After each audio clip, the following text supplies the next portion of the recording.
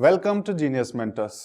Hello बच्चों, class 6 की social science हम पढ़ाई शुरू करने वाले हैं। क्लास 6 की जब सोशल साइंस पढ़ेंगे तो सोशल साइंस में कौन कौन से बुक हैं और हम अभी कौन से लेक्चर शुरू करने वाले हैं।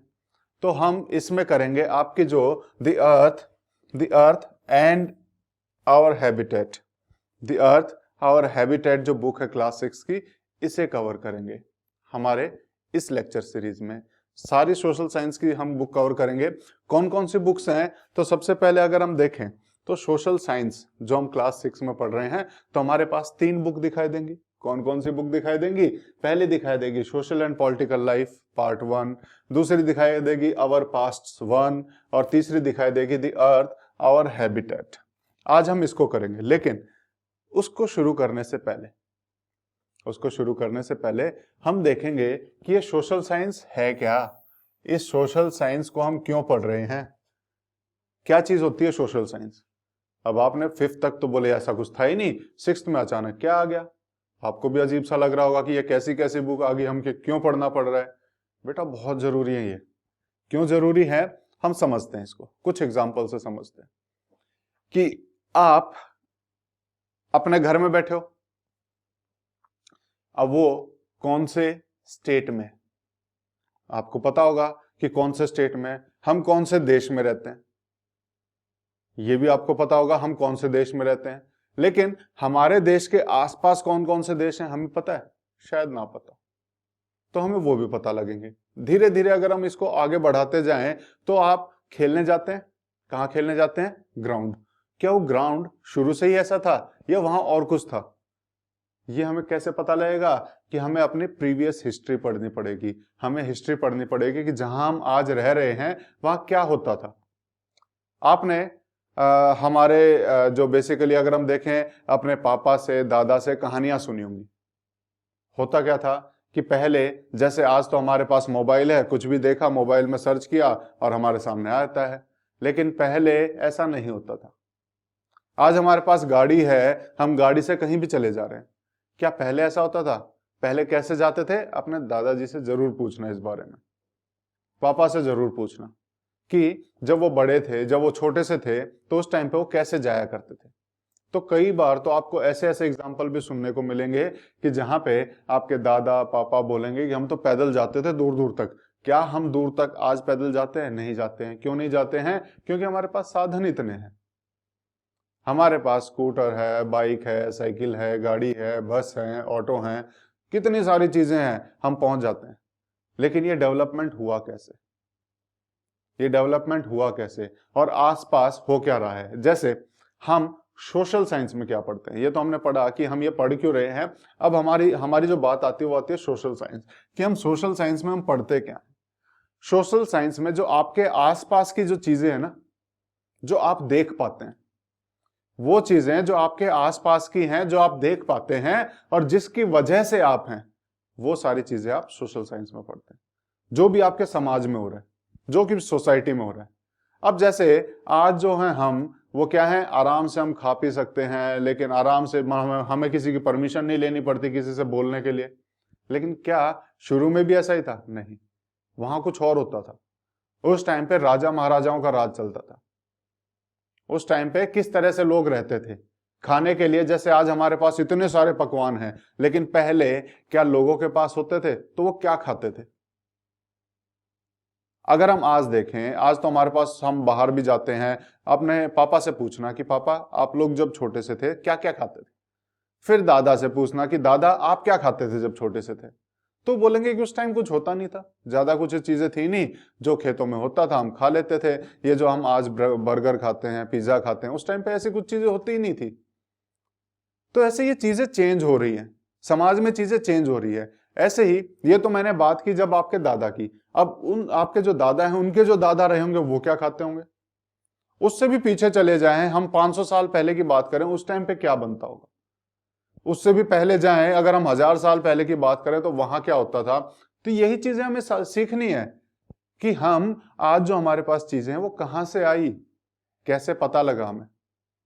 और ये सीखने के लिए हमें हिस्ट्री देखनी पड़ेगी, आपकी पॉलिटिकल लाइफ देखनी पड़ेगी। पहले क्या होता था, किसी को बोलने की आजादी नहीं होती थी। बोलना है तो जो राजा बोलेगा वही बोलना है, नहीं तो फालतू का कुछ नहीं बोल सकते। लेकिन आज हम अपनी मर्जी से बोल सकते हैं, बिल्कुल। आपको पता लगेगा कि पुराने टाइम पे ऐसे ऐसे रूल होते थे कि जहां पे आप अपनी मर्जी से नहीं बोल सकते। आप अपनी मर्जी से कहीं कोई घर नहीं खरीद सकते, हर चीज के लिए राजा की परमिशन। लेकिन आज ऐसा हो रहा है कि आप अपनी मर्जी से कुछ भी कर रहे हो। क्यों हो रहा है, ये हम इस बुक में पढ़ेंगे। ठीक है, आप स्कूल में पढ़ने जा रहे हो, क्या पहले भी स्कूल होते थे? कैसे कैसे पढ़ते थे वो सारे बच्चे? ये सारी चीजें हम ये पढ़ेंगे कि क्या क्या हो रहा है, कैसे डेवलपमेंट हुआ। अलग अलग क्लासेस में आप बढ़ते जाओगे तो इसका आपको पता लगेगा कि कितना इंपॉर्टेंट सब्जेक्ट है। हमारे आसपास की चीजों से जुड़ा हुआ सब्जेक्ट तो यही सारे हैं। अब आप घर से बाहर निकले, आपको कहीं पहाड़ियां भी दिखाई देती होंगी, कहीं नदियां भी दिखाई देती होंगी। ये नदियां आ कहां से रही हैं? ये जो ग्राउंड बना, ये ग्राउंड बना कैसे? यहाँ पे उबड़ खाबड़ क्यों नहीं है सब कुछ? ये सारी चीजें हम कहाँ सीखेंगे? ये सारी चीजें हम इस बुक में सीखेंगे। ये सारी चीजें हम इस बुक में सीखने वाले हैं। ठीक है, तो ये हमारी 3 अलग अलग बुक्स हैं और इन तीनों अलग अलग बुक्स को बहुत मजे से हम पढ़ने वाले हैं। यहाँ पे आज हम किस चीज के लिए आए हैं? हम इस बुक को शुरू करने आए हैं। हमारी कौन सी है? The earth our habitat. इस बुक को हम पढ़ेंगे। कौन सी? क्लास 6। आपकी कौन सी क्लास है? क्लास 6। क्लास 6 के लिए हम इसको पढ़ने वाले हैं, द अर्थ आवर हैबिटेट। तो जब हम इस बुक को पढ़ रहे हैं तो इसके अंदर क्या क्या है ये भी तो पता होना चाहिए ना हमें, कि हम क्या क्या पढ़ेंगे इस बुक में, हमारे लिए काम की है कि नहीं है, तो वो देखेंगे। तो सबसे पहले अगर हम इसमें कुछ पढ़ेंगे तो इसमें अगर हम देखें तो हमारे टोटल इसमें 8 चैप्टर हैं। कितने हैं? 8 चैप्टर हैं। पहले तो ये चीज, अब ये 8 चैप्टर क्या क्या है, एक छोटा सा आइडिया ले लेते हैं। सबसे पहला कि हमें जो भी आसमान में दिखाई दे रहा है, हमारे आसपास की चीजें हैं जो हमें दिखाई दे रही हैं।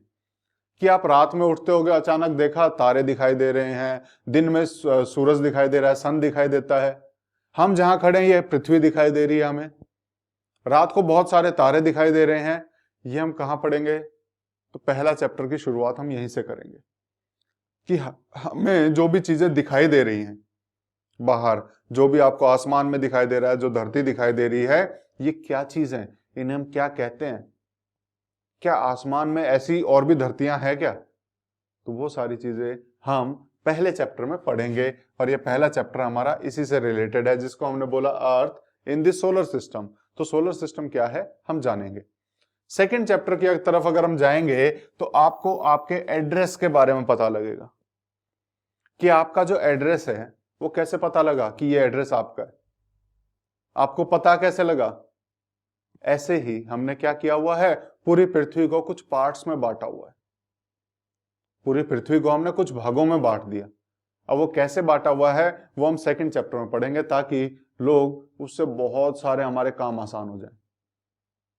ठीक है, तो हम सेकंड चैप्टर में पढ़ेंगे कि कैसे अलग अलग भाग में हमने हमारी पृथ्वी को बांट दिया। ऐसा नहीं है कि चाकू से काटा, ऐसा नहीं।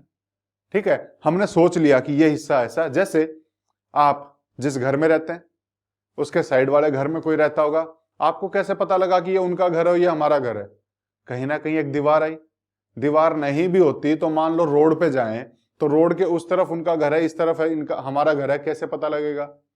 तो हमने सोच लिया कि ये रोड एक लाइन है, इससे इस तरफ हम रहते हैं, उस तरफ वो रहते हैं। तो ऐसे ही पृथ्वी पे भी हमने ऐसे ही कुछ बनाया, कुछ नहीं, हमने सोच लिया कि ये हमारी एक यहां से एक लाइन जा रही होगी, तो इसके इधर ऐसा कुछ है, इधर ऐसा कुछ है, तो इसलिए उसको हमने कुछ भागों में बांटा अपनी सहूलियत के लिए, उसको आराम से हम पढ़ पाए इसलिए। ठीक है, तो दूसरे चैप्टर में वो पढ़ेंगे। तीसरे में क्या पढ़ेंगे? Motion of the earth. Motion of the अर्थ, क्या आपको पता है कि आप जिस धरती पे खड़े हो वो घूम भी रही है? नहीं पता? अरे हम इस चैप्टर में पढ़ेंगे कि धरती भी घूम रही है, कैसे कैसे घूम रही है, ये सारी चीजें हम इस चैप्टर में जानने की कोशिश करेंगे। और उससे अगला चैप्टर तो बहुत इंपॉर्टेंट है। क्यों इंपॉर्टेंट है? मैप के बारे में बताएगा। अगली बार जब भी आप घूमने जाओ तो पापा को बोलना, पापा अपना मोबाइल दो, मैप में देखूंगा मैं कहां जाना है। हम मैप में देख के चलेंगे। तो आप मैप में एड्रेस जैसे डालोगे, मैप आपको रास्ता बताएगा। अब ये मैप पढ़ते कैसे हैं, पढ़ते कैसे हैं ये हम सीखने वाले हैं इस चैप्टर में, कि मैप के अंदर क्या क्या होता है, ताकि अगली बार आप कहीं घूमने जाओ, मैप देख रहे हो, देखते ही पता लग जाए अच्छा अब तो ये आने वाला है ना। तो वो सारी चीजें हम 4th चैप्टर में पढ़ेंगे। और उसके बाद हम पढ़ेंगे major domains of the earth. अब ये क्या है, पृथ्वी के ऊपर बड़ी बड़ी क्या क्या चीजें हैं। जैसे सबसे ऊपर सबसे अलग तो हम पृथ्वी देखते हैं, ये पृथ्वी है, या फिर जिसको अगर हम कहें ये धरती है, जमीन है। जमीन कहाँ तक है, क्या पूरे उस पे धरती पे जमीन ही जमीन है, पानी नहीं है, पानी भी होगा।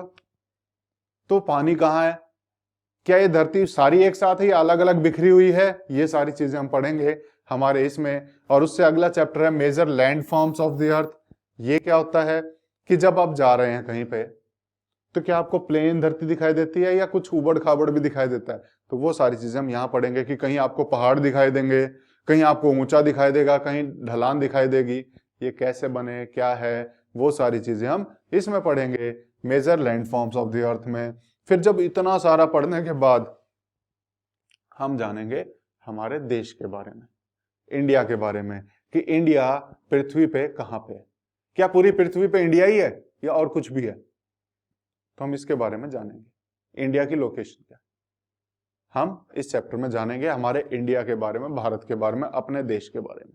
ठीक है, अब उसके बाद क्या जानेंगे, उसके बाद हम इंडिया के ही क्लाइमेट के बारे में जानेंगे, यहाँ मौसम कैसा रहता है, यहाँ क्या क्या उगा सकते हैं, वेजिटेशन, और यहाँ कौन कौन से जानवर मिलते हैं, वाइल्ड लाइफ के बारे में। तो ये सारी चीजें हम इस चैप्टर में पढ़ेंगे। तो ये देखा कितने इंपॉर्टेंट चैप्टर्स हैं, आपको आपके ही बारे में बता रहे हैं कि आप जहां रह रहे हो उस पृथ्वी के बारे में बता रहे हैं, आपका एड्रेस क्या है यहां से पता लगेगा, आपको मैप देखना सिखा रहे हैं, तो बहुत सारी काम की चीजें सिखा रहे हैं।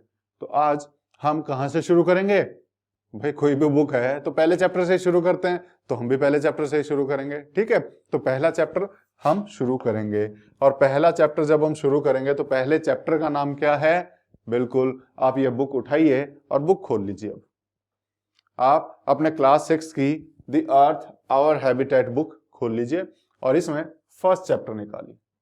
और फर्स्ट चैप्टर का नाम क्या है, फर्स्ट चैप्टर का नाम है the earth in the solar system. क्या नाम है, the earth in the solar system. जैसे जैसे मैं बोलूं आपको मेरे साथ बोलना है, जैसे जैसे मैं बोलते जाऊं मेरे साथ बोलना है, जहां जहां आपको लिखने की जरूरत हो लिखना है, जहां समझने की जरूरत हो वहां आपको समझना है। ठीक है, सारी चीजें हम देखेंगे, एक एक चीज को बड़े ध्यान से हम समझते चलेंगे।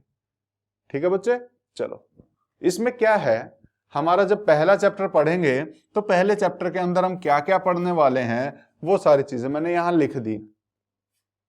क्या क्या, सेलेस्टियल बॉडीज पढ़ेंगे। अब आप बोलेंगे ये क्या होता है, मैं नहीं बताऊंगा अभी। ठीक है, क्यों नहीं बताऊंगा, क्योंकि चैप्टर में हम पढ़ेंगे। ठीक है, अभी बता दिया तो आप कंफ्यूज हो जाओगे, अच्छा इतने बड़ी बड़ी चीजें पढ़नी है, लेकिन चैप्टर में से हम बड़े आराम से पढ़ेंगे, आपको बहुत इजीली समझ में आएंगे। ठीक है, सेलेस्टियल बॉडीज, उसके बाद कॉन्स्टेलेशंस क्या होते हैं ये पढ़ेंगे। अब आप बोलेंगे इतने खतरनाक वर्ड लिया है कैसे पढ़ेंगे, ये भी आपको बहुत इजी लगेगा जब हम इसको पढ़ना शुरू करेंगे। ठीक है, उसके बाद हम पढ़ेंगे सोलर सिस्टम, जो हमारे चैप्टर का ही नाम है, और उस सोलर सिस्टम के अंदर प्लैनेट क्या होते हैं, सन क्या है, अर्थ क्या है, ये सारी चीजें देखेंगे। फिर उसके बाद प्लैनेट्स के बारे में अलग से पढ़ेंगे, फिर उसके बाद सैटेलाइट्स के बारे में जानेंगे, एस्टेरॉइड्स के बारे में, मेटेरॉइड्स के बारे में जानेंगे। ठीक है, बहुत आराम से इसको पढ़ते चलेंगे, कोई दिक्कत नहीं आएगी हमें। ठीक है, आज हम शुरू करें अपना चैप्टर। तो जब हम चैप्टर शुरू करेंगे आप देखोगे इस बुक में इतनी मजेदार बातें लिखी हुई हैं, इतनी अच्छे से चीजें लिखी हुई हैं, आपको बहुत आसानी से समझ में आ जाएगा। ठीक है, तो कैसे, तो शुरू करेंगे। जब आप चैप्टर खोलोगे तो सबसे पहले शुरुआत कहां से हो रही है, यहीं से हो रही है क्या, देखना अगर बुक में क्या यही लिखा हुआ आपकी बुक में भी जो मैंने लिखा है। अरे हाँ, आपने बोला मैंने तो नकल कर लिया आपकी बुक की, हाँ आपकी बुक से ही तो लिया है। ठीक है, how wonderful it is to watch, क्या लिखा है, how wonderful it is to watch. ठीक है, how amazing it is to watch, कि कितना अच्छा लग रहा है इसको देख के, मजा आ रहा है देख के। किसको, टू वॉच दिस स्काई, आसमान को देख के। किसको देख के, आसमान को देख के बहुत मजा आ रहा है, वंडरफुल लग रहा है, अमेजिंग लग रहा है। फैंटास्टिक लग रहा है एकदम, है ना? किसको? आसमान को देख के। आफ्टर सनसेट, सन के डूबने के बाद। आपका सन क्या करता है? ईस्ट से निकलता है, वेस्ट में छुप जाता है, यही होता है। तो जब सन नीचे चला गया उसके बाद क्या होती है? रात होती है। अरे आपको तो पता है इस बात का, यही लिखी है इसने बात कि जैसे ही सन डूब गया तो रात शुरू हो जाएगी, अंधेरा हो जाएगा। तो जब हम रात में बाहर निकलेंगे उस टाइम पे जब हम आसमान की तरफ देखते हैं तो क्या दिखाई देता है? हमें बहुत अच्छा लगता है। क्यों? क्योंकि तारे टिमटिमाते हुए दिखाई दे रहे हैं। कैसे दिखाई दे रहे हैं? तो हम देखेंगे कि हमारा जब ऊपर हम सूरज को छिपने के बाद कैसा दिखाई देगा? सूरज छिपने के बाद आपको जहां छिपा है वहां पे ऐसा लाल लाल कलर का दिखाई देगा कि यहां हमें लगेगा कि अच्छा इधर सूरज छुपा है, क्योंकि सूरज की रोशनी हल्की हल्की अभी यहां आ रही है। उसके बाद आसमान देखो कितना बढ़िया हो जाता है, एकदम ऐसे तारे तारे तारे तारे से दिखाई देने शुरू हो जाते हैं। और रात में अगर हम देखें तो रात में जो है बिल्कुल ऐसे तारे इतने साफ दिखाई देते हैं हमें कई बार दिखाई देते हैं। और उन्हीं तारों में से कुछ तारे तो ऐसे टिमटिमाते हुए से दिखाई देंगे, जैसे अभी आपको यहाँ दिखाई दे रहे होंगे, कुछ ऐसे ऐसे टिमटिमा रहे होंगे, बिल्कुल ऐसे भी दिखाई दे रहे हैं। तो ये इतना अच्छा आसमान हमें दिखाई देता है जब सूरज छुप जाता है। तो रात का जो आसमान है वो इस तरह का है, बिल्कुल है। तो इसी को हम पढ़ते हैं कि यही तो हमें समझाया है इसमें, यही जो फोटो मैंने दिखाया यही यहां समझा दिया इन्होंने। क्या समझाया? कि सनसेट होने के बाद, सनसेट यानी कि सूरज के छिपने के बाद आसमान को देखो कितना वंडरफुल लगता है, हाउ वंडरफुल इट इज। ठीक है, अब इस एच को बदल के मैं वाव कर दूं, डब्ल्यू कर दूं, तो आप बोलोगे वाव वंडरफुल, है ना? तो how wonderful it is after the sunset, sky में। ठीक है, तो स्काई में अगर हम देखें, आसमान में अगर हम देखें सनसेट होने के बाद बड़ा अच्छा लगता है हमें। क्यों लगता है? क्योंकि अगर आप पहले तो देखोगे जैसे ही सूरज छुपा है, जैसे ही सूरज छुपा उस टाइम पे वन वुड फर्स्ट नोटिस, सबसे पहले आप क्या नोटिस करोगे? 1 और 2 ब्राइट डॉट्स। जैसे ही सूरज छुपता है तो अचानक से सारे तारे तो नहीं दिखते, तो सूरज के छुपने के साथ साथ हमें एक आधा तारा दिखना शुरू होता है। तो जैसे ही सूरज छुपा उसके बाद शुरू में हम क्या दिखेगा? 1 या 2 तारे हमें ब्राइट डॉट्स दिखेंगे, ब्राइट चमकीले डॉट, बिंदु टाइप दिखते हैं। ये क्या दिख रहे हैं हमें? ये बिंदु टाइप दिख रहे हैं ना यहाँ पे, ये देखो कैसे बिंदु टाइप दिख रहे हैं यहाँ पे, अलग अलग बिंदी टाइप दिखते हैं, चमकीले बिंदी। तो ये चमकीले टाइप बिंदी टाइप हमें दिखाई देंगे। जैसे ही सूरज छुपेगा तो हमें 1-2 ही दिखता है, अचानक सारे नहीं दिखता। लेकिन धीरे धीरे जैसे जैसे रात बढ़ती जाएगी, धीरे धीरे जैसे जैसे रात बढ़ती जाएगी, ठीक है, ये ब्राइट डॉट हमें चमकीले चमकते हुए दिखाई देंगे आसमान में। और जैसे जैसे soon you would see the number increasing, और धीरे धीरे ये तारों की संख्या जो है, ये चमकते हुए बिंदुओं की संख्या बढ़ती हुई दिखाई देगी जैसे जैसे रात हो जाएगी। ठीक है, जैसे जैसे रात होगी तारे हमें और ज्यादा दिखाई देंगे, चमकीले जो बिंदु हैं ये हमें और ज्यादा दिखाई देंगे। क्लियर है? अब उसके बाद रात में अगर हम देखेंगे तो you cannot count them any more, अब आप उन्हें गिन नहीं पाओगे। जब शुरुआत की तो 1-2 दिखाई दिया, हमने गिन लिया, 1-2 और दिखा, हमने गिन लिया। लेकिन जैसे जैसे रात हुई तो उस टाइम पे क्या हम इनको गिन पाएंगे? क्या हम इन्हें गिन पाएंगे? हमारे लिए गिनना बड़ा मुश्किल हो जाएगा। ये तो छोटा सा पार्ट है, पूरे आसमान में देखोगे, क्या आप इन बिंदुओं को गिन पाओगे? नहीं गिन पाओगे। तो अब हम उन्हें गिन नहीं पाएंगे। अब ये इतने सारे हो जाते हैं। होल स्काई, पूरा जो आसमान है, इज फिल्ड विद, वो भरा हुआ है किस चीज से? Tiny shining objects. टाइनी मतलब छोटे से, टाइनी मतलब होता है छोटे से, होल मतलब होता है पूरा सारा, ठीक है, फिल्ड मतलब भरा हुआ, फील्ड का मतलब होता है भरा हुआ। तो होल स्काई यानी कि पूरा आसमान, फिल्ड यानी कि भरा हुआ है किस चीज से? With tiny shining objects. Tiny मतलब छोटे छोटे, शाइनिंग मतलब चमकते हुए, शाइन मतलब चमकना होता है। तो छोटे छोटे चमकते हुए ऑब्जेक्ट से, वस्तुओं से। ठीक है, तो पूरा आसमान अगर हम देखें रात में तो हमें भरा हुआ दिखाई देता है छोटे छोटे चमकते हुए बिंदुओं से, छोटे छोटे चमकते हुए वस्तुओं से। दिखाई दे रहा है? बिल्कुल, हमने अभी देखा भी था। सम आर ब्राइट, उनमें से कुछ तो बहुत ज्यादा चमकीले होते हैं, लेकिन कुछ डिम होते हैं, जो कि चमकीले नहीं होते हैं, कुछ डिम होते हैं जो कम चमकीले होते हैं, है ना। जैसा हमने इस फोटो में भी देखा कि एक आधे तो बहुत ज्यादा चमक रहे हैं, लेकिन एक आधे हैं जो बहुत डिम भी हैं, एक आधे ऐसे भी हैं जो बहुत डिम भी है ना, जो बहुत कम चमक रहे हैं, ऐसे हैं, बिल्कुल आपको दिख भी रहे हैं यहां तो। अब उसके बाद इट सीम्स, क्या लग रहा है, इसको देख के ऐसा लग रहा है, ठीक है, इट सीम्स, ये ऐसा दिखाई दे रहा है हमें, कैसा दिखाई दे रहा है, एज इफ, जैसे कि sky is studded with diamonds, sky is studded with diamonds. जहां जहां मुश्किल वर्ड्स हो मेरे साथ बोल लेना उसको, ताकि आपको आगे बोलने में दिक्कत ना आए, ठीक है। Sky is studded with diamonds, ये आसमान ऐसा दिख रहा है, इट सीम्स, ऐसा दिख रहा है कि जो आसमान है वो स्टडेड है, यानी जड़ा हुआ है, किससे, डायमंड से, विद डायमंड्स, हीरों से जड़ा हुआ सा दिखाई देता है। आपको लग रहा है यहाँ पे फोटो में देख के कि ये पूरा आसमान में देखो कितने सारे हीरे जैसे हमें अलग अलग दिखाई देते हैं, डायमंड्स दिखाई दे रहे हैं, कि पूरे आसमान में किसी ने जाके डायमंड वहां पे जड़ दिए हैं, स्टडेड। क्लियर है, चीजें समझ में आई। अब आगे चलें, अब इसके आगे पढ़ते हैं। They all appear to be twinkling, वो सारे कैसे दिखाई दे रहे हैं, टू बी ट्विंकलिंग, ट्विंकलिंग मतलब टिमटिमाते हुए, जगमगाते हुए। तो ये सारे हमें कैसे दिखाई दे रहे हैं कि ये कहीं ना कहीं टिमटिमाते हुए हमें दिखाई दे रहे होंगे, कुछ एक ऐसे दिखाई दे रहे होंगे टिमटिमाते हुए, है ना। तो एक बार देखेंगे तो ऐसा लगेगा सारे ही टिमटिमा रहे हैं, लगेगा कि नहीं लगेगा, एक बार देखने पे तो ऐसा ही लगता है। लेकिन if you look at them carefully, अगर आप सावधानी से उन्हें देखो, केयरफुली मतलब सावधानी पूर्वक, सावधानी से, ध्यान से, केयरफुली मतलब ध्यान से, सावधानी से। तो लेकिन अगर आप उन्हें ध्यान से देखो, केयरफुली देखने की कोशिश करो, यू विल नोटिस, तो आप नोटिस करोगे, तो आप देखोगे, क्या देखोगे, दैट सम ऑफ देम, उनमें से कुछ डू नॉट ट्विंकल, उनमें से कुछ टिमटिमा नहीं रहे हैं, लेकिन बाकी टिमटिमा रहे हैं, एज अदर्स डू।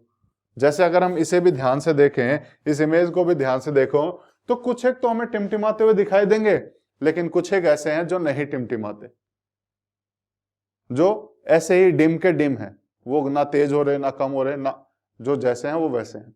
कुछ एक तो टिमटिमा रहे हैं, कुछ एक ट्विंकलिंग कर रहे हैं, कुछ नहीं कर रहे हैं, ठीक है। अब उसके बाद चले आगे।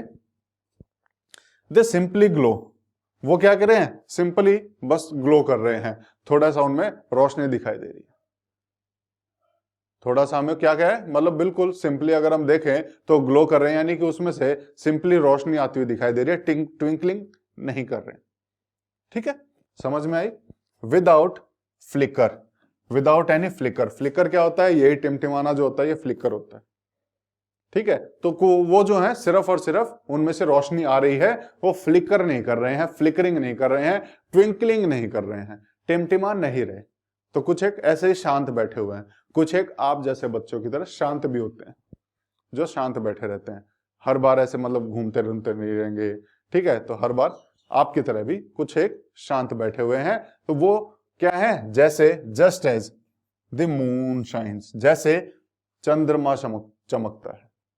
मून मतलब चंद्रमा, मून हम देखते हैं रात में, तो मून टिमटिमाता हुआ दिखता है, नहीं, मून में तो रोशनी आ रही है, बस आती हुई दिखाई देती है। बाकी तारे टिमटिमाते हुए दिखाई देते हैं हमें बहुत सारे, जैसे हमने इसमें भी देखा कि इसमें तारे तो टिमटिमा रहे हैं, लेकिन इस फोटो में देखो ये चंद्रमा आपको टिमटिमाता हुआ नहीं दिखेगा, ये एकदम ऐसे शांत दिखाई देता है, लेकिन तारे टिमटिमाते रहते हैं, है ना। सारे नहीं, कुछ एक टिमटिमाते हैं, कुछ शांत बैठे रहते हैं, आप जैसे सीधे होते हैं, बिल्कुल सीधे बच्चों की तरह चुपचाप बैठे हुए हैं। क्लियर है, ये चीज समझ में आई। तो इसमें बताओ अब कहां प्रॉब्लम आई, आपको कहीं प्रॉब्लम नहीं आई होगी, बहुत आसानी से समझ में आएगा। अब आगे पढ़ें, चलो बच्चों आगे पढ़ते हैं, इसे आगे पढ़ने की कोशिश करते हैं। Along with these of bright objects, इन्हीं ब्राइट ऑब्जेक्ट्स के साथ, इन्हीं चमकीले वस्तुओं के साथ, you may also see the moon on most of the days, ज्यादातर दिन आपको इन्हीं चमकीले वस्तुओं के साथ आपको चंद्रमा भी दिखाई देता है, दिखता आसमान में कभी कभी, हाँ, अब आप बोलोगे कभी कभी क्या, ज्यादातर दिन दिखता है हमें? दिखता है कि नहीं दिखता है? बिल्कुल दिखता है, ज्यादातर दिन हमें चंद्रमा दिखता है। लेकिन क्या वो चंद्रमा हमेशा एक जैसा दिखता है? क्या आपको वो चांद हमेशा एक जैसा दिखता है? नहीं। आप बोलोगे नहीं, उसकी तो शेप चेंज होती रहती है। कैसे होती रहती है? कभी आपको पूरा दिखेगा, कभी आपको आधा दिखेगा, कभी आपको इस टाइप का दिखेगा, छोटा सा, ये देखो इस टाइप का, कभी ऐसे दिखेगा। तो ये अपनी शेप चेंज करता रहता है। चांद अपनी शेप चेंज कर रहा है। कैसे कर रहा है आने वाली क्लासेस में पढ़ेंगे, अभी सिर्फ इतना जानो कि अपनी शेप चेंज कर रहा है। कभी तो पूरा दिखेगा जैसे ये दिखा हुआ, कभी कभी ऐसे पूरा चांद दिखता है, लेकिन कभी कभी तो ऐसा दिन आता है कि हमें वो चांद दिखता ही नहीं आसमान में। कभी कभी तो पूरा चांद दिख रहा है, लेकिन कभी देखें तो वो चांद हमें दिखता ही नहीं है। तो जिस दिन पूरा चांद दिख रहा है उसको हम क्या बोलते हैं? उसको हम बोलते हैं फुल मून। क्या बोलेंगे? इसको हम बोलते हैं फुल मून। क्लियर है बच्चे? क्या बोलेंगे इसे? फुल मून बोलेंगे। क्यों? पूरा दिखाई दे रहा है। ठीक है, यहां पे हमने क्या बोला? Full moon. और इसी को हम हिंदी में पूर्णिमा भी बोलते हैं। कभी कभी आपने सुना होगा मम्मी से कि कल तो पूर्णिमा है। तो पूर्णिमा मतलब कि उस दिन पूरा चांद दिखाई दे रहा है। ठीक है, तो पूर्णिमा यानी कि फुल मून हमें किस दिन दिखाई दे रहा है? जिस दिन हमें पूरा चांद दिखाई देता है। लेकिन कई कई दिन ऐसे होते हैं जिस दिन हमें वो बिल्कुल नहीं दिखाई देता। उसको हम क्या बोलेंगे? उसको हम बोलेंगे न्यू मून। क्या बोलेंगे? इसको हम बोलते हैं न्यू मून, यानी कि नया चांद। और इसी को हम हिंदी में क्या बोलते हैं? अमावस्या। ये भी आपने मम्मी से सुना होगा कि कल तो अमावस्या है। तो अमावस्या का मतलब क्या होता है? कि उस दिन हमें चांद नहीं दिखाई देने वाला। इसको हम बोलते हैं न्यू मून, इसको बोलते हैं फुल मून। क्लियर है? क्लियर है बच्चे? बिल्कुल। और ये मून अपनी शेप चेंज करता रहता है। ज्यादा है, अगले दिन थोड़ा कम दिखेगा, फिर थोड़ा कम दिखेगा, फिर थोड़ा कम दिखेगा, और कम दिखेगा, और कम दिखेगा, और कम दिखेगा, और कम दिखेगा, और फिर बिल्कुल गायब हो जाएगा। ज्यादा दिखा, फिर कम दिखना शुरू हुआ, कम दिखना, कम दिखना, कम दिखना, बिल्कुल गायब हो जाएगा। यहां से लेके यहां तक पहुंचने में इसे लगभग कितने दिन लगते हैं? लगभग 14 डेज का टाइम लगता है। कितना दिन? लगभग 14 डेज। पूरा दिखने से लेके गायब होने के बीच में इसे 14 डेज लिखते हैं। और गायब होने से लेके फिर से पूरा दिखने में फिर से लगभग 14 डेज। ये 14 डेज को हम बोलते हैं फोर्टनाइट। क्या बोलते हैं? फोर्टनाइट। क्लियर है बच्चे? 14 डेज को हम क्या बोल रहे हैं? फोर्टनाइट। 14 डेज के पीरियड को, इतने टाइम को हम बोलते हैं फोर्टनाइट। तो इसीलिए एक फोर्टनाइट में ये यहां से यहां पहुंच जाता है और दूसरी फोर्टनाइट में यहां से यहां पहुंच जाएगा। यानी कि एक बार 14 दिन में यहां से यहां, फिर यहां से ऐसे। हर 14 दिन में फुल मून से गायब मून हो जाएगा, वो गायब हो जाएगा। और फिर अगले 14 दिन में वो गायब से पूरा मून दिखाई देगा। यानी कि अगर मैं कहूं आज मुझे फुल मून दिखाई दे रहा है, अगला फुल मून कब दिखेगा? तो 14 दिन गायब होने के, अगले 14 दिन वापस आने के। तो लगभग 28 से 29 दिन के बाद हमें फिर से नया, या फिर हम कहें कि हमें फुल मून दिखाई देगा। क्लियर है बच्चे? बिल्कुल। अब हम इसी को पढ़ते हैं। यही चीज हमने इस पैराग्राफ में लिखी है कि अलॉन्ग विद दीज स्टार्स, अगर हम देखें अलॉन्ग विद दिस, ये जो चमकते हुए ऑब्जेक्ट है इनके साथ आपको मून भी दिखाई देगा। ज्यादातर दिनों में दिखाई देगा, बिल्कुल दिखाई देगा। It may however appear at different times, अलग अलग टाइम पे ये आपको दिख सकता है। कैसा? इन डिफरेंट शेप, अलग अलग शेप में दिखाई दे सकता है। यही तो मैंने देखा था यहाँ पे कि यहाँ पे पूरा भी दिखाई दे रहा है, थोड़ा कम भी दिखाई दे रहा है, बिल्कुल कम भी दिखाई दे रहा है, नहीं भी दिखाई दे रहा है। तो अलग अलग टाइम पे अलग अलग शेप्स में हमें दिखाई दे रहा है, बिल्कुल दिखाई देता है। आप आसमान को देखना आप ध्यान से, डेली आपको अलग तरह का चांद दिखाई देगा, है ना? तो यहाँ पे ये हमने देखा एट डिफरेंट पोजीशन, अलग अलग पोजीशन पे भी दिखाई देता है। आपको थोड़ी देर में यहां दिखाई दे रहा है, कल पता चला यहां दिखाई देगा, उसके बाद कहीं और दिखाई देगा, है ना? ये अपनी पोजीशन भी चेंज कर रहा है, टाइम के साथ साथ शेप भी चेंज कर रहा है। क्लियर? ये चीजें आपको समझ में आई? You can see the full moon only once in about a months time. आप पूरा मून कब देख सकते हो? पूरा चांद कब दिखाई देगा? महीने में लगभग एक बार। आपको दिखेगा। मैंने बताया कि 29 दिन में वो फिर से पूरा मून दिखाई देगा, तो महीने में एक बार तो आपको दिखता है, एक बार पूरा मून, फुल मून दिखाई देगा। क्लियर है चीजें? अलग अलग अगर हम देखें कि फुल मून से न्यू मून जाने में 14 दिन यानी फोर्टनाइट, न्यू मून से फुल मून आने में फोर्टनाइट, तो लगभग अगर हम देखें तो इसमें 28-29 दिन का टाइम लग जाता है एक फुल मून से दूसरे फुल मून में। क्लियर है? चीजें समझ में आई? आपको समझ में आई होंगी। अब उसके बाद इसमें हमने बोला कि फुल मून हमें महीने के दौरान लगभग एक बार तो दिखता ही है। चीजें क्लियर है? बिल्कुल। इट इज, जिस दिन भी हमें वो फुल मून दिखाई दे रहा है, जिस दिन हमें पूरा चांद दिखाई दे रहा है, उसको हम क्या बोल रहे हैं? It is full moon. उसको हमने फुल मून बोला, फुल मून नाइट बोला, या फिर उसी को हमने पूर्णिमा बोल दिया। ये मैंने आपको बताया। बिल्कुल। ए फोर्टनाइट लेटर, यानी कि फोर्टनाइट लेटर, फोर्टनाइट के बाद, यानी कि लगभग 14 डेज के या 14 नाइट्स के बाद। फोर्टनाइट अगर हम देखें तो दो शब्दों से मिला हुआ है, 14 और नाइट। तो 14 नाइट्स के बाद, 14 रातों के बाद, या फिर इसको दूसरे शब्दों में कहूं 14 दिन के बाद, है ना? तो 14 दिन के बाद या 14 रातों के बाद अगर हम देखेंगे, you can not see it at all, आप उस चांद को नहीं देख पाते। एक बार तो आपने पूरा देखा, लेकिन 14 रातों के बाद या 14 दिन के बाद आपको चांद बिल्कुल नहीं दिखाई देगा, और उसको हम क्या बोलेंगे?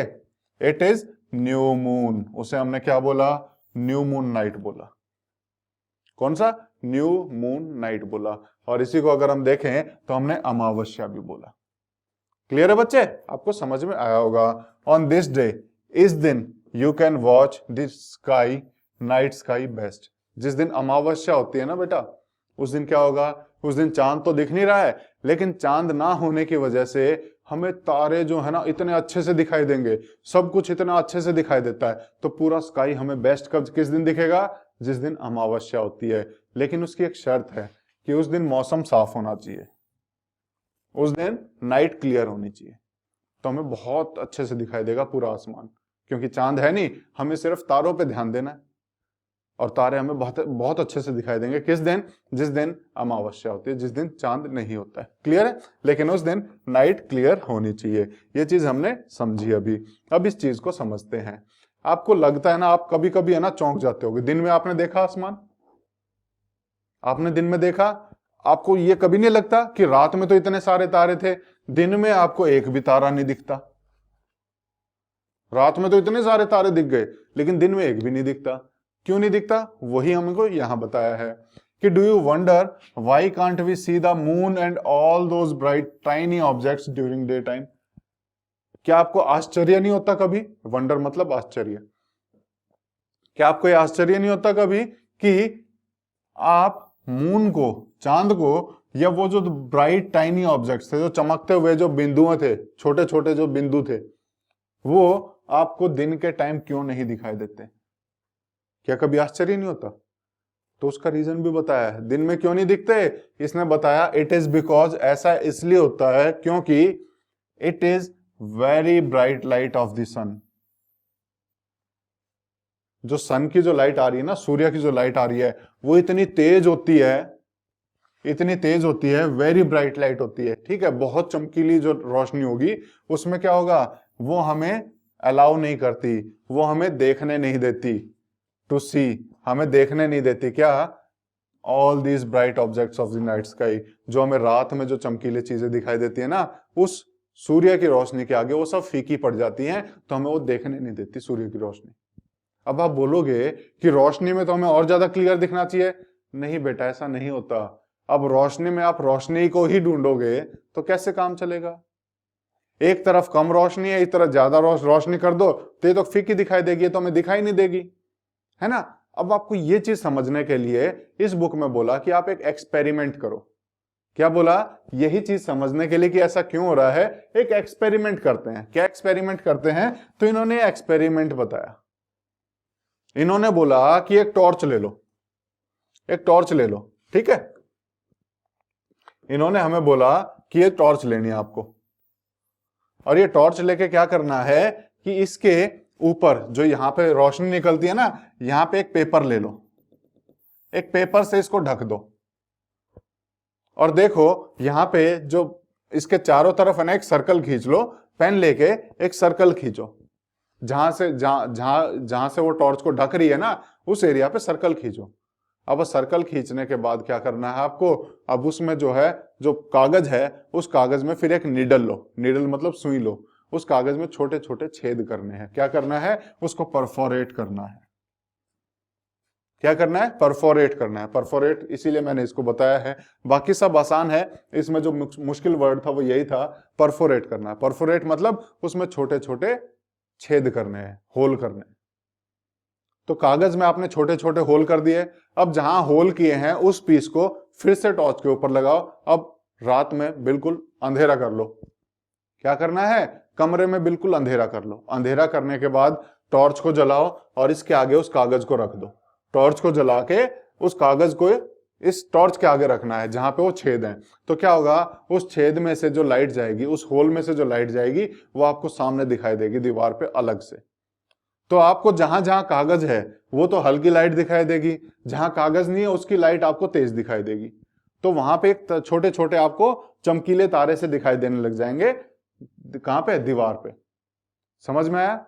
अब क्या करना है, आप उसको टॉर्च को ऑन रखो और यहां पे कागज को उसके आगे अड़ाए रखो। छोटे छोटे तारे दिखाई दे रहे हैं, किसी को बोलो घर में कि आओ और मेरे कमरे की लाइट ऑन कर दो।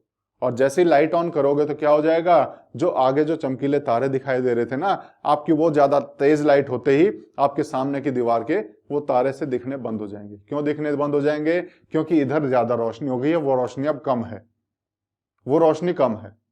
तो इसीलिए हमारा ध्यान ज्यादा रोशनी पर जाएगा, कम रोशनी को हम नहीं देख पाएंगे, तो वो रोशनी इसमें छुप जाएगी। ऐसा ही दिन में होता है कि रात को तारे चमक तो रहे हैं, दिन में भी चमक रहे हैं, लेकिन हमें इसलिए नहीं दिखाई देते क्योंकि सूर्य की रोशनी बहुत ज्यादा हो जाती है। उस रोशनी में वो रोशनी को ढूंढ पाना बड़ा मुश्किल होता है। ठीक है, समझ में आई चीजें, बिल्कुल समझ में आई होंगी। कैसे, इसको और छोटे से एग्जांपल से देखें, बिल्कुल समझते हैं इसको और छोटे से एग्जांपल से। कि जैसे आपको क्या करना है कि आपको एक तो बड़े बड़े मूंगफली के दाने लेने हैं, या फिर चलो छोड़ो, चीनी लेते हैं। ठीक है, चीनी भी सफेद है, नमक भी सफेद है। दोनों में एग्जांपल में हम कुछ करके देखते हैं। चीनी भी सफेद है, नमक भी सफेद है। अब चीनी के दाने बड़े हैं और नमक का छोटे छोटे दाने होते हैं। आपको क्या करना है कि बहुत सारी चीनी लेनी है एक कटोरी में, बहुत सारी चीनी लेनी है कटोरी में, और उस चीनी में क्या करना है, एक दाना नमक का डालना है, एक दाना नमक का डालना। क्या आपको नमक का दाना दिखाई देगा क्योंकि सफेद ही चीनी और सफेद ही वो है? दिखाई देगा नहीं, क्योंकि चीनी ज्यादा है, चीनी ज्यादा है, वो उसके दाने बड़े हैं। तो ऐसे ही जब ज्यादा रोशनी होगी तो कम रोशनी की चीजें नहीं दिखाई देंगी। समझ में आई चीजें। और यही एक्सपेरिमेंट आपको करके भी देखना है ताकि आपको इजीली समझ में आ जाए। आपको ये करके देखना पड़ेगा। ठीक है बच्चे, करोगे, बिल्कुल आपको करना है। ठीक है, तो यहीं पे हम क्या करेंगे, हमारा आज का चैप्टर, हमारा आज का जो है हम यहीं खत्म करेंगे। लेकिन हमने क्या क्या पढ़ा वो देख लेते हैं। हमने पढ़ा सबसे पहले कि पूरा जो आसमान है वो भरा हुआ है चमकीली चीजों से। बहुत छोटे छोटे दाने से देखे हमने चमकीले हैं, और वो क्या कर रहे हैं, उनमें से कुछ तो बहुत ब्राइट हैं और कुछ डिम है। कुछ एक इसमें से ट्विंकलिंग कर रहे हैं। दिखते तो हमें सब हैं कि सब ट्विंकलिंग ऐसे टमटमाते हुए दिखाई देंगे, लेकिन उनमें से अगर हम ध्यान से देखें तो कुछ तो ट्विंकलिंग कर रहे हैं, कुछ तो चमचमा रहे हैं, कुछ टिमटिमा रहे हैं, लेकिन कुछ नहीं टिमटिमा रहे। और उन्हीं में से अगर हम देखें जो नहीं टिमटिमाते, उन्हीं में से मून भी है, यानी कि चंद्रमा भी है। और यही मून को अगर हम देखें तो अलग अलग टाइम पे अलग अलग शेप में दिखाई देता है, अलग अलग पोजीशन पे भी दिखाई देता है। ठीक है, ये हमने देखा। और यही मून हमें महीने में एक बार तो पूरा दिखाई ही देता है, और जिस दिन वो पूरा दिखाई देता है उसको हम बोलते हैं फुल मून नाइट या फिर पूर्णिमा। और उसी के 14 दिन बाद यानी फोर्टनाइट, 14 रात या 14 दिन के बाद अगर हम देखेंगे तो उस मून को हम नहीं देख पाते। और जब जिस दिन नहीं देख पाते उसको हम क्या बोलते हैं, न्यू मून नाइट या फिर अमावस्या बोलेंगे। ठीक है बच्चे, उस दिन हमने क्या बोलेंगे, उसे अमावस्या बोलेंगे, दिस डे।